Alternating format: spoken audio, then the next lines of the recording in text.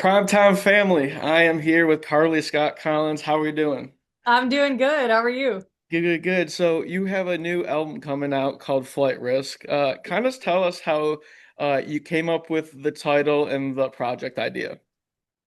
So, I had been wanting to put out an album for forever, but it takes a little while to work up to the point of being ready to put out a full record. You want to like make sure all the pieces are in place and it's ready to go. And so when we got to that point and I had recorded all of the songs and I needed to start thinking about a song title or an album title, I didn't like any of the song titles as record titles. So I was like, oh my God, what am I gonna do? Um, so I printed out all of the lyrics to every song on the record and I went through and like highlighted things that I thought could make cool titles. And Flight Risk is a lyric from the last song on the record. It's called Madman. And I thought it was kind of funny because Madman was like probably the first song I ever wrote for the record. I wrote that song like way back in like 2020. Because I've been working towards this for forever. And I like throughout that time, without even thinking about that song, I've just kind of like always referred to myself as a flight risk to my friends when I'm talking about like relationships and things like that, because I have just like always been a person, or at least after probably 16, 17, when I had a few rough relationships, that I just kind of I when people got too close, I just tended to push them away and run away from the situation. And so that was like a long period of my life where I was a flight risk because I was like, yeah, I don't want to get hurt again, so I'm just gonna not do it. Um, and then like over the years, it's kind of grown and changed into flight risk now being like, I'm open to it and I'm open to being vulnerable with someone, but like if the situation isn't right for me, or I know it's not the right thing, then I will be a flight risk because I have like the independence and the confidence and I know what I want and I know what I need. And so it comes from more of a place of like independence now than it comes from fear. And it's just the title in general just kind of seemed like it encompassed the whole progress of my life. Yeah. No, no, that's awesome. So you co-wrote every song on this album and co-produced with Nathan Chapman. Can you kind of tell us about that and that relationship? Yeah, Nathan is he is like the most talented person I've ever been in a room with. Nathan is like he's an incredible writer, incredible producer. He's actually a great singer. He and I met a really long time ago. He was probably one of my first few co-writes I ever had in Nashville. They set us up on a write, just the two of us, and we kind of just clicked immediately. It was just like one of those things where you're like, oh my God, I understand you and you understand me. And I think I knew from that moment that it was like a really special relationship. And he and I co-wrote a few of the songs on the record, but for me, like co-writing everything on the record was really important because I wanted the record to come completely from me. Yeah. I think there's, so many amazing songs out there that I could have recorded, but cutting an outside song, it wouldn't have come from me and my life and my experiences. And it was really important to me that when I talked about this record, that I had a story behind every song that was like from my own life. So that's why. That's great. So when I took a first listen to the song or to this album, one song that caught my eye was Denim. Yeah. Can you kind of tell me about that song and how that song came to be?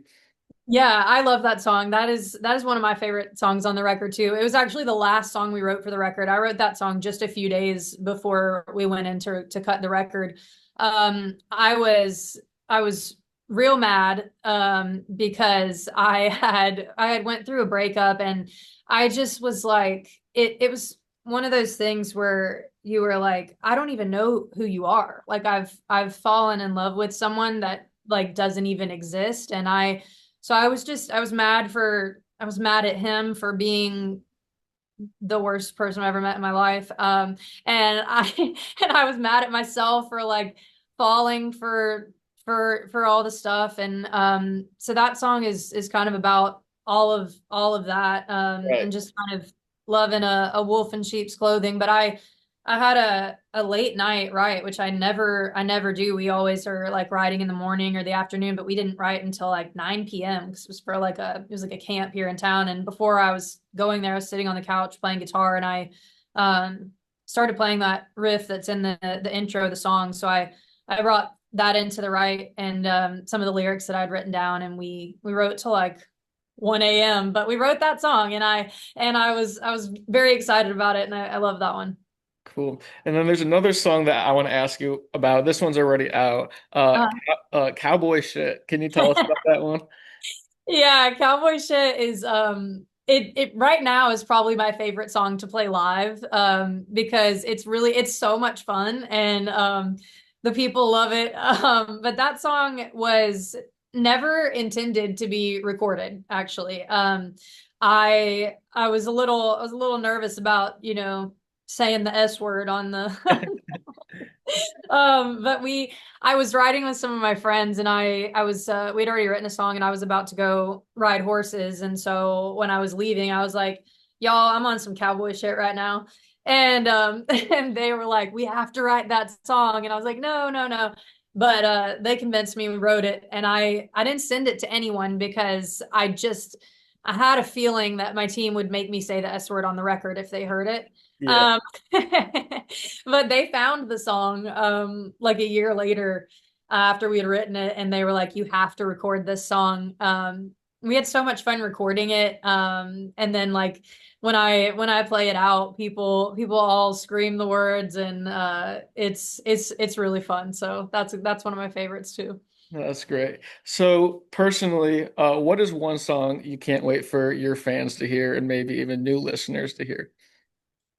Honestly, I am really excited for everyone to hear Denim because I think that's probably one of my favorite songs on the record. But I also really love there's a song on the record called I Used to Love Him. And that's one of the songs I'm most proud of on the record. I really love that one. So And then what's something you could tell like maybe new people joining your fan base that, hey, this is who I am and that this is who I want to be, you know?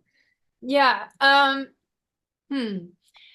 I mean, as far as the music goes, I think like who I am is a really even mixture of everything I grew up listening to.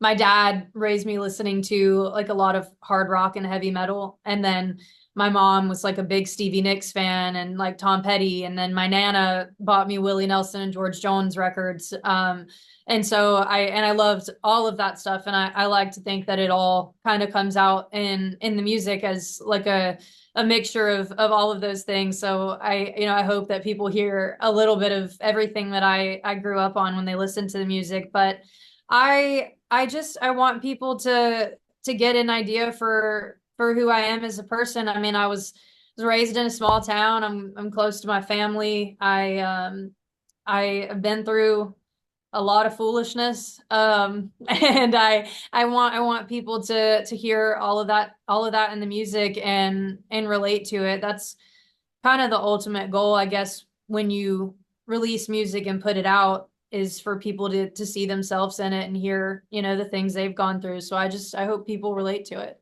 Awesome. Well, thank you, Carly. Thank you for joining us and tell everyone the release date for the album. Flight Risk comes out September 26th. Awesome. Well, we can't wait and everyone go check it out. It'll be on all platforms. Carly, thank you. It was a pleasure talking. Thank you so much. Nice to meet you. Nice to meet you.